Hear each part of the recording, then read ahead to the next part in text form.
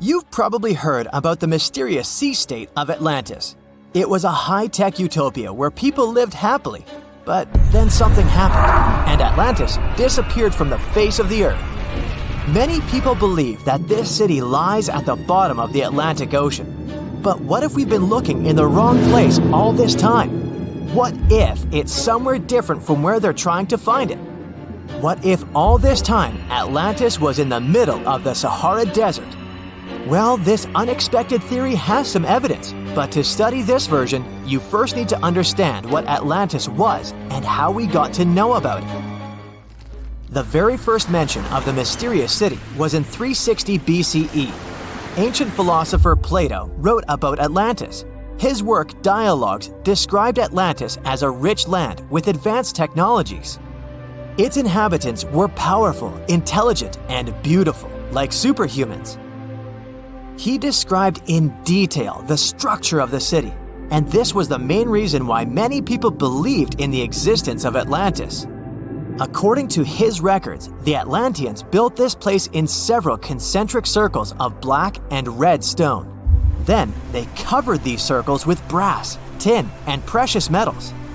In the city, there were water channels on which ships sailed. The Atlanteans were sailors, so they built a passage from their city to the open sea. On the internet, you can find many drawings of Atlantis, created based on Plato's descriptions. Take a look at these drawings and an actual photo of the Eye of the Sahara. This place in the Sahara has a shape of several concentric circles. It looks as if a destroyed city left a trace on the sand. Many people have written online that the lost city was located there, but no one could prove it. Once upon a time, the Sahara was filled with rivers and lakes. In prehistoric times, there was only water there. So far, everything matches. The Eye of the Sahara was first discovered in the 1930s. This place was considered a crater from a fallen meteorite. But in the middle of the 20th century, scientists conducted a soil analysis and refuted the version with a fallen space rock. In the end, everyone agreed that this was a dome of molten rocks under which magma was raging. For millions of years, wind and water had been destroying the formed landscape and eventually made it look like perfect circles. But what if the Atlanteans once came to this place and used natural circles to build a city? In this case, we would have many traces and artifacts from this developed civilization. And yes, archaeologists did find some arrowheads, spears, oars, and other things there. But this has nothing to do with Atlantis. In the Eye of the Sahara, a multitude of Acheulean artifacts lies. It was an ancient tribe that frequented this place. For the first time, Acheulean tools appeared more than 1.5 million years ago. Some of the items found there may be 130,000 years old, and according to the records, Atlantis existed about 12,000 years ago. Archaeologists found no artificial structures in this place. There was also no debris or traces of a large city. People would have found some stuff if a big city with advanced technologies had existed here. The main supporter of this idea was one YouTube channel. It collected 1 million views and attracted the attention of many historians and anthropologists. The theory that the Eye of the Sahara is Atlantis was quickly refuted. People found too many discrepancies between this place and the description of Atlantis. The author tried to catch the viewer's attention by presenting external similarities between the natural landscape and the fictional ancient city. Another popular theory claims that Atlantis was a real continent located off the Bahamas, but then this city was swallowed up by the Bermuda Triangle. According to this legend, the city ruins still lie at the bottom of the triangle, but there's no confirmation of this theory either. Writer Charles Berlitz invented it. Adherents of this theory claim that the walls and streets in the western part of the Bahamas might be the ruins of Atlantis. But scientists disagree. They have proven that these walls are natural formations of coastal rocks. There are also rumors that the story of Atlantis was inspired by an actual historical catastrophe, the Black Sea Flood. This is the Bosporus, a strait in Turkey connecting the Black Sea and the Sea of Marmara. Around 5,600 BCE, the Black Sea was twice as small as it is now and had many cities on its shores. Unfortunately, a huge flood destroyed this flourishing civilization.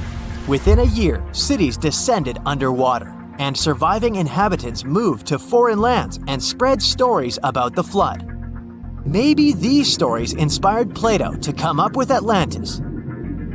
In the 1950s, people came up with another version. Atlantis was the continent that is now Antarctica. Tens of thousands of years ago, a warm continent with a developed city shifted to the northern part of our planet because of the movement of Earth's crust. The Atlanteans couldn't adapt to the cold conditions, and Atlantis was covered with a thick layer of ice.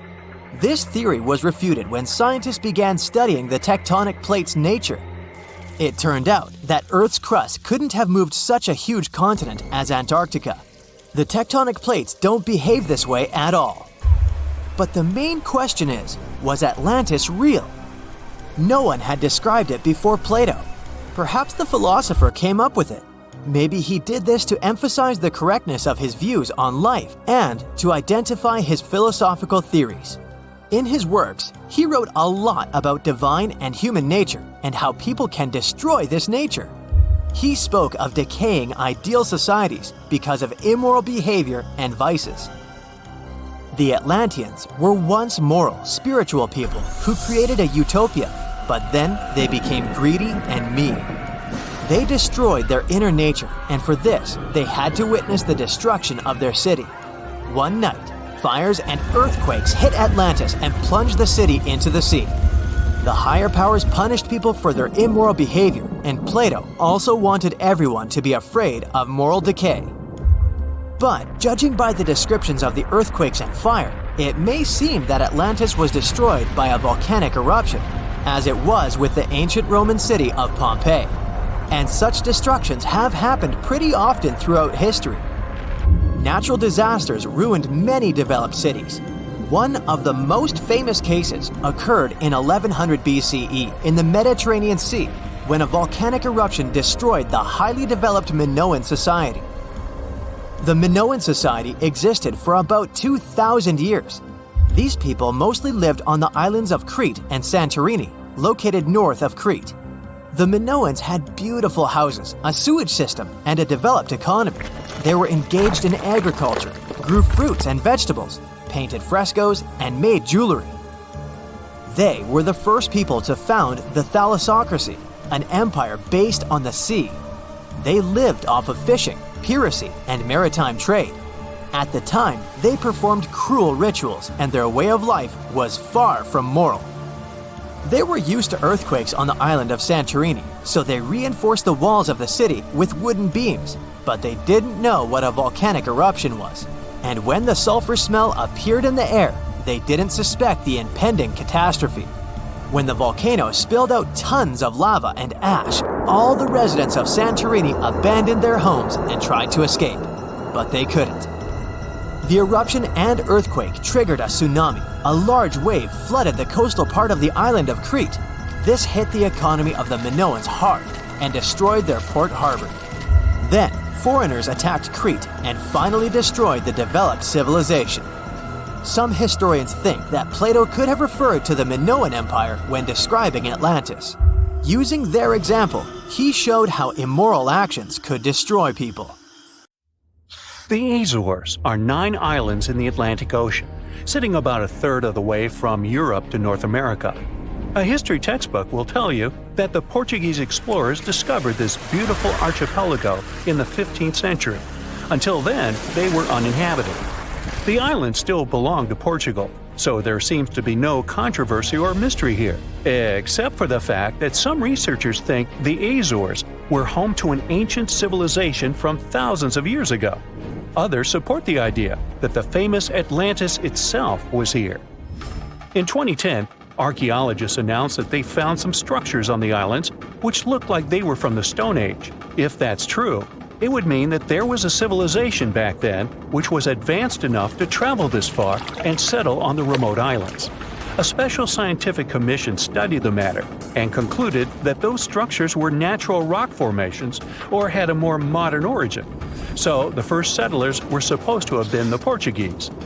It didn't stop some enthusiastic scientists from further research.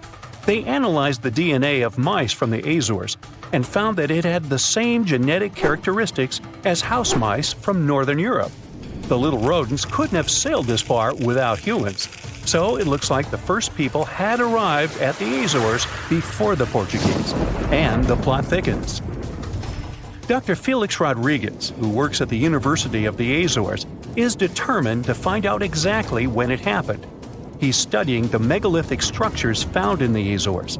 Similar structures found in Western Europe and the Mediterranean date back to the Neolithic age. According to Dr. Rodriguez, the oldest findings are from 4,200 years ago. It's not clear when civilizations left them.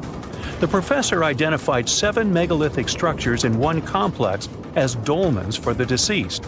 The cavities are all cylindrical in shape and definitely don't look like a natural formation. The material from the cavities turned out to be at least 2,500 years old. There are also some pieces of ceramics that seem to be even older. It looks like the rocks in the area had been lifted. You can see it by the small waves left by lava. It's thick and sticky, so it can't leave vertical marks. Someone must have moved the rock from its horizontal position. Another interesting finding is some stone anchors with holes found by the sea. Similar ones were used in the Mediterranean and on the Atlantic coast of Europe, dating back to 1000 and 2000 BCE. The 15th century Portuguese were advanced sailors and never used stone anchors, only metal ones. The scientists also managed to find a structure built right in the volcanic tuff. It looks somewhat similar to the ones built in the Mediterranean that are at least 2,000 years old. These structures are called columbariums and were used to store the ashes of the deceased. They also found something resembling an oven next to it, so they could be a part of one complex. There's also a basin in the middle, and it's not the only one on the island. It looks like they had a special meaning to their builders.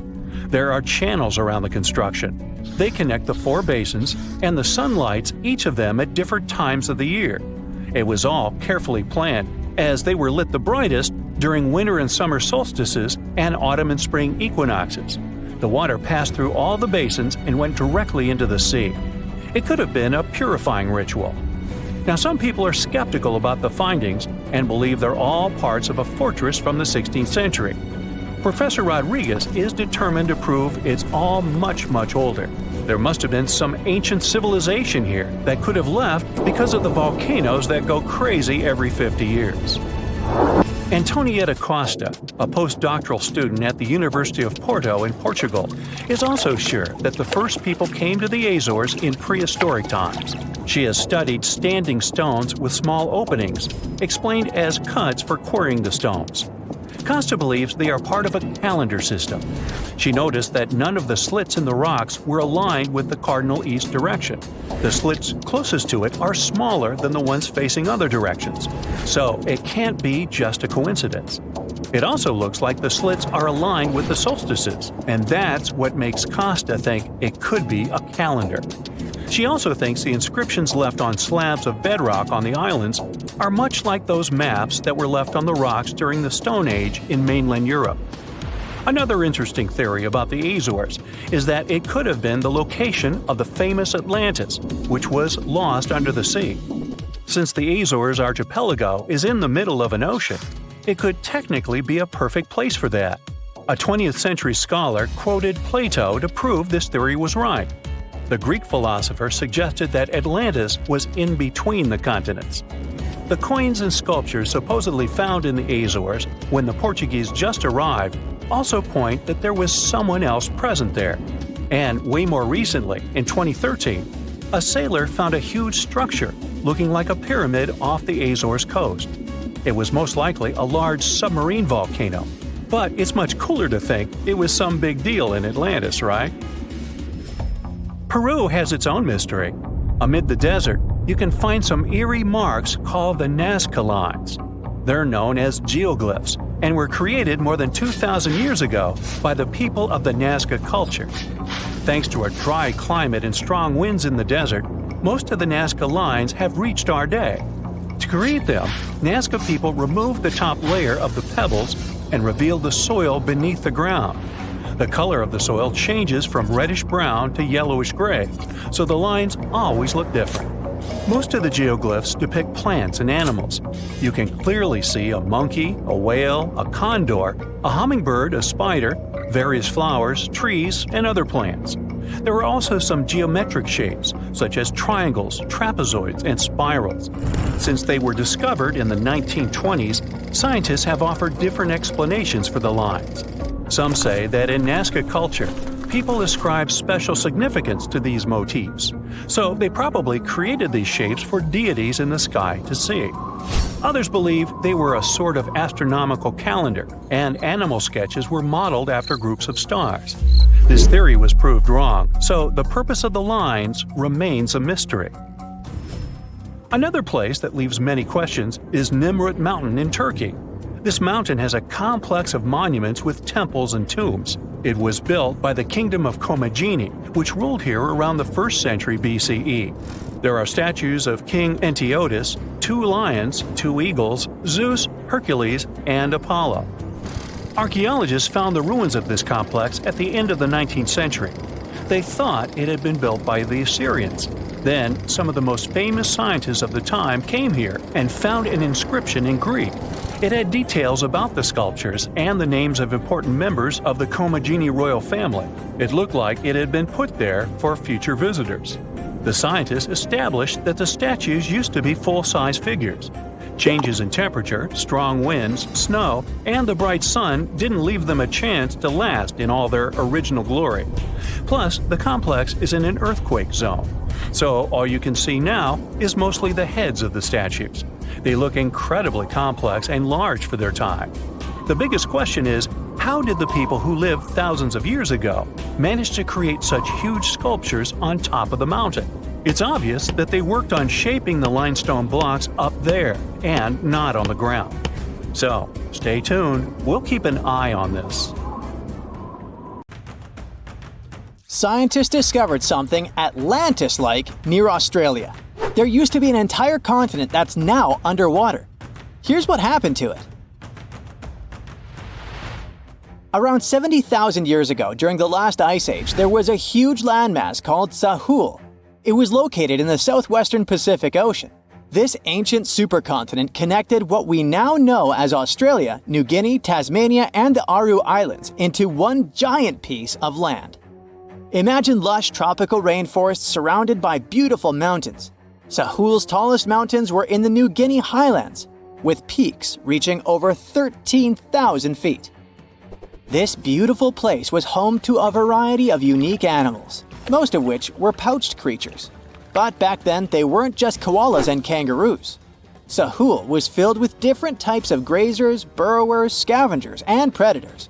It was home to a huge diprotodon, a powerful hunter Thiosolio, and a horrifying Megalania, a creature that's much larger than any living lizard today. It was a unique place because the rest of the world was filled with placental animals at the time, like wolves, elephants, and humans. In Sahul, the only normal mammals were bats and rodents. But not all its parts were the same.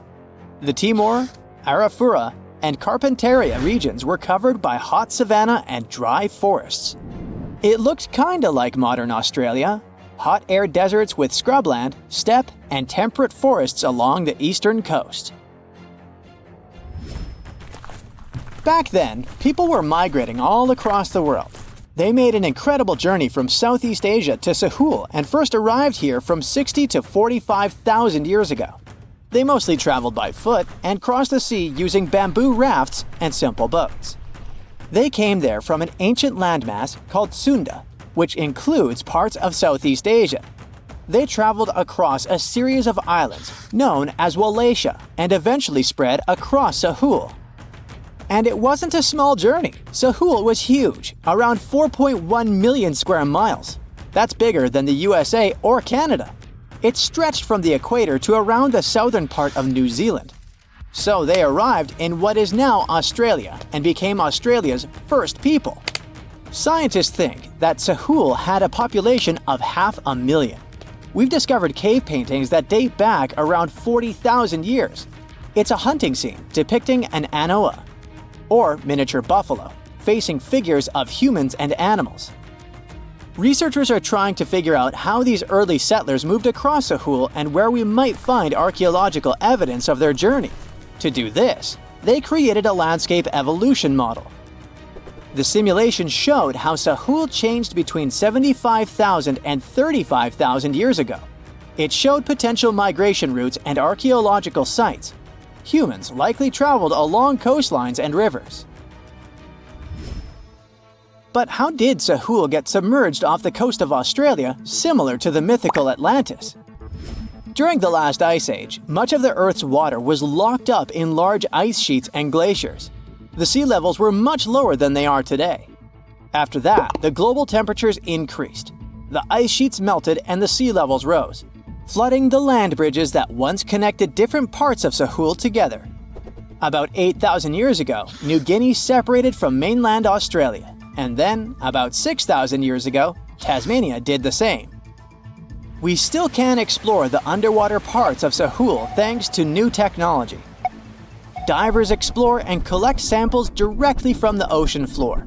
Underwater drones can go to places that are too deep or dangerous for humans to explore. And with sonar mapping, scientists use sound waves to create maps of the ocean floor. It's like using an echo to see what's underwater.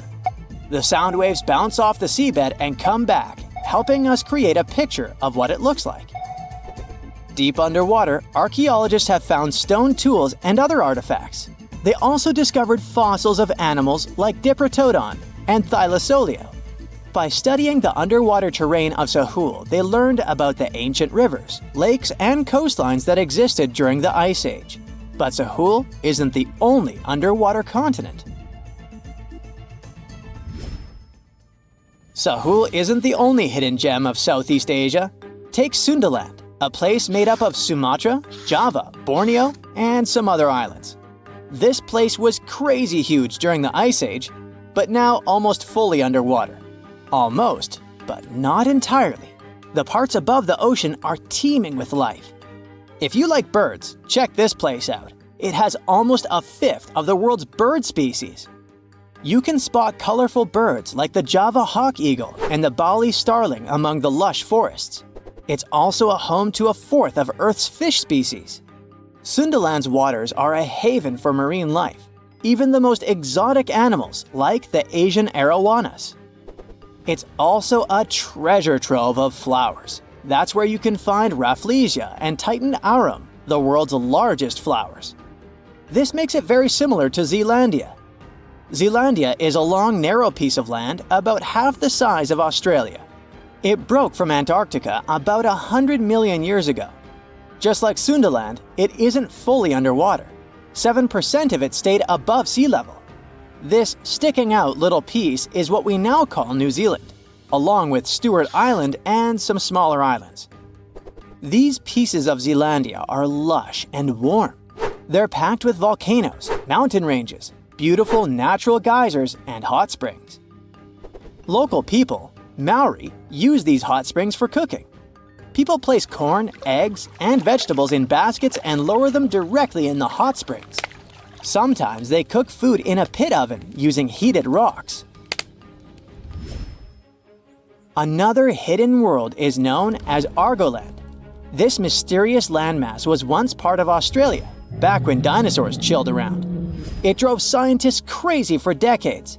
They knew it existed because it left a huge stretch on the ancient seafloor, the Argo Abyssal Plain. About 155 million years ago, it broke off from Australia, saying bye-bye. The continent drifted somewhere north, and when it reached Southeast Asia, it just vanished. Scientists had no idea where it went, but recently they finally found its remains. Turns out, poor Argoland's lower parts started drowning into the Sunda Trench, a horrifyingly deep oceanic pit. The Earth's crust sunk into the mantle. Meanwhile, the upper parts of Argoland were pushed upward, grabbing the younger rocks on land. Because of this, Argoland broke apart into a bunch of smaller pieces. These pieces formed parts of Borneo, Java, Sulawesi, and other regions. The remains are buried under Indonesia and Myanmar. Imagine a colossal landmass the size of Greenland, Greater Adria. Its journey began about 240 million years ago when it broke away from the supercontinent Gondwana. It started moving north, and after 100 million years of enjoying the warm seas, it suddenly crashed into Europe and shattered into pieces. Most of these pieces went deep into the Earth's mantle, but some were scraped off and became part of mountain ranges like the Alps. Today, the remnants of Greater Adria are scattered across more than 30 countries, from Spain to Iran. That's why they're hard to look for. Seychelles was also once part of Gondwana. Yep, these idyllic islands are sitting atop of the ancient continent. We know a lot about it because of its fascinating granite outcrops. 100 years ago, Alfred Wegener discovered continental drift, but no one believed him. These granite outcrops helped him prove that he's not crazy and that tectonic plates really are moving.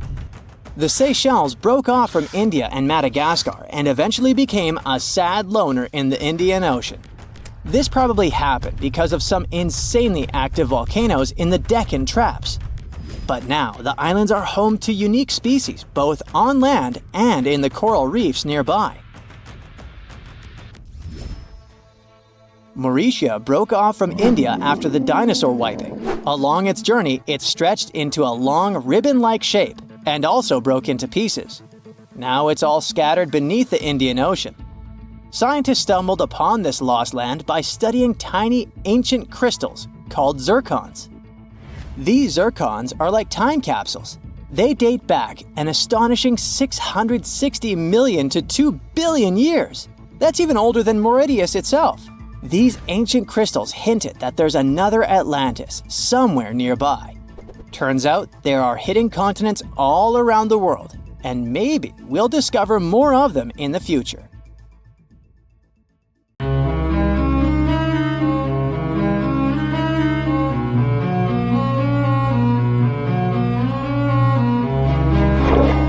Question for you. Do you think Atlantis could be real? It remains as one of history's greatest mysteries. The legend began with Plato all the way back in ancient Greece, the tale of a civilization that formed and prospered before our own. Atlantis was supposedly a highly technological society, much like the Mayans. But, as the legend says, due to the people's greed, they were punished by a flood that destroyed and submerged their cities. Different theories try to guess Atlantis' location. Some say it was in the Mediterranean Sea. Some say it's beneath the Bermuda Triangle. But, as science has shown us, Atlantis may be only an allegory for humankind. Today, you'll discover several amazing underwater cities that you have never heard of. They existed indeed and are not just a myth. We're taking you on an excursion to the underwater city of Baia, which is on the coast of Italy. Known as the Las Vegas of the Roman Empire, Baia was a resort city. The Roman elite traveled there for recreation. Imagine an open-air spa. That was Baia. You can visit the submerged town by scuba diving and get close to that perfectly preserved, magnificent Roman sculpture, a true underwater wonder. You can spot the crumbled temples and buildings through glass-bottom boats. This is a moss-covered museum in Claudio's Nymphaeum. To your left, you can see a collection of classical Greek statues. Swimming down the Via Herculeana, you'll arrive at Villa Aprotio. Villas are Italian-style houses, and here you can admire their original marble floors. Notice the black and white patterns and the astounding shapes they make. Next, you'll arrive at Portus Julius. Can you see the collapsing wall structures at the bottom of the seafloor? You'll see well-preserved columns and limestone floors. Behold the ruins of the thermal baths of Lacus. The remaining multicolored mosaics are something great to see. You'll see their orange, blue, and green tiles if you get close enough. At Pisoni's Villa Pila, you'll see 25 preserved Roman pillars. Notice the arches, the frescoes nearby, and the magnitude of this well-kept treasure. The city was located over natural volcanic vents, so there were hot springs to be used at will. People went there looking to have an excellent time.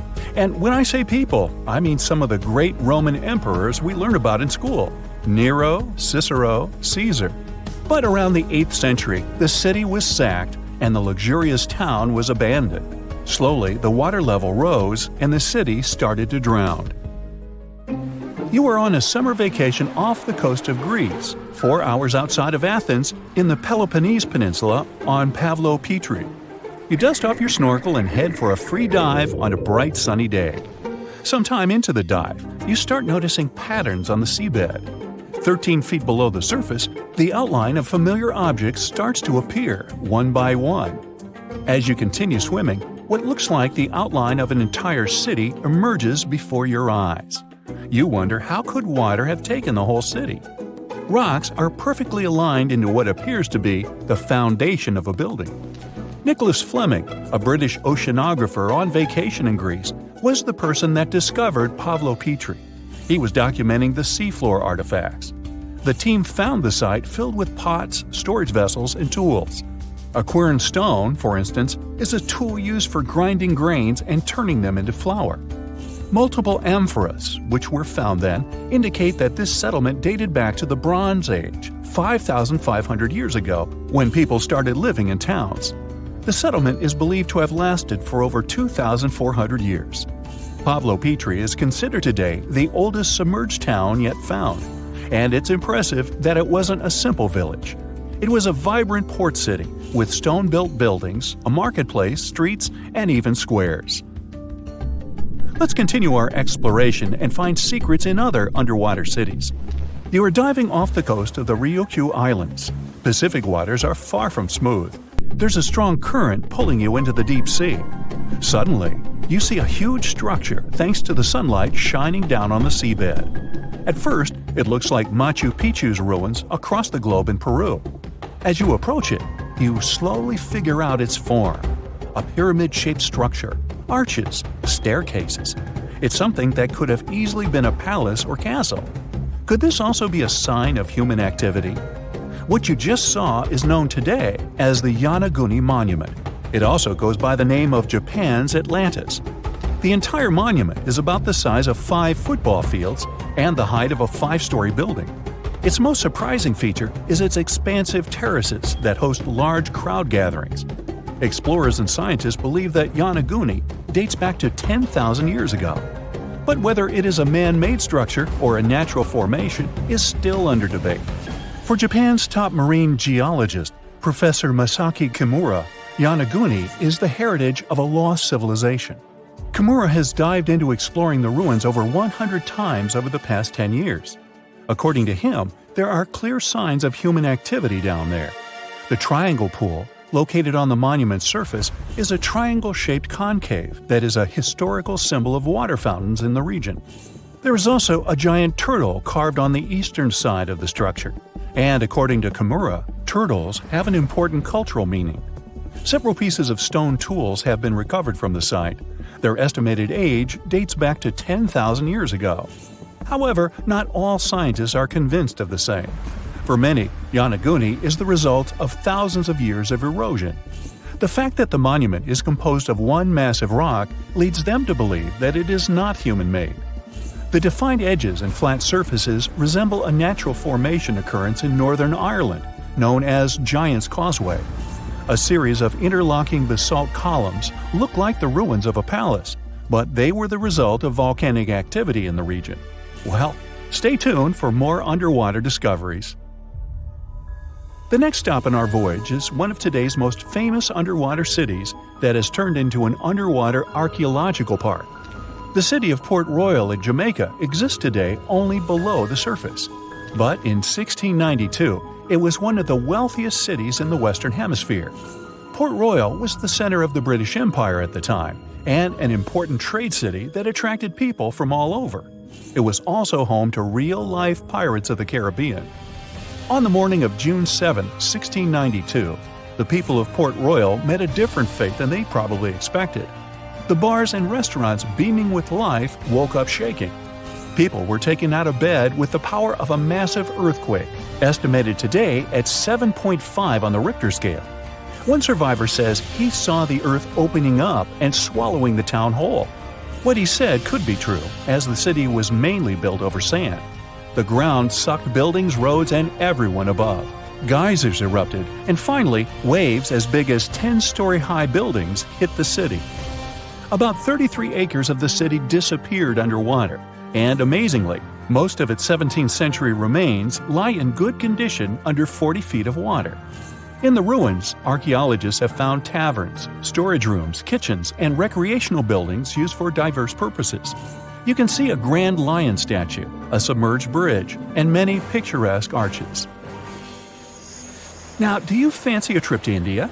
Just outside its coast lies another sunken marvel. A site known as the Lost City of Cambay is located on the Gulf of a similar name. It remained hidden until 2001, when the National Institute of Ocean Technology did a routine water assessment.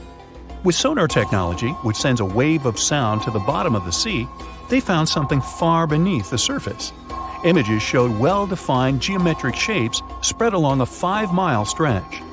The remains found dated to more than 9,500 years ago, meaning that this civilization was lost at around the end of the Ice Age.